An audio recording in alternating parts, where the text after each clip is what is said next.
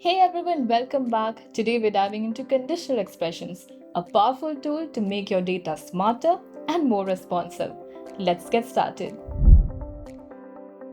Let's say you're managing student grades. You can use the if function to automatically assign a grade based on the marks secured. With this formula, any student who scores more than 80 gets an A, while the rest get a B. Notice how I've used the greater than numerical operator here to build this conditional expression. This allows us to set clear condition and automate decision making in our data.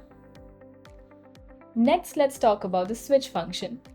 It's like a more advanced if function that helps you handle multiple cases.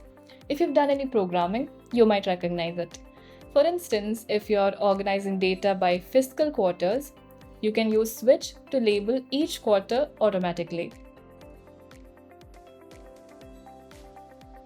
Quarter 1 is labeled Jan to March, Quarter 2 is April to June, and so on. If the quarter number doesn't match any of these, it returns invalid.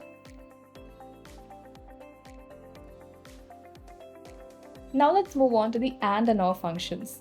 The AND function returns true only if all its conditions are true, while the OR function returns true if at least one of its conditions is true.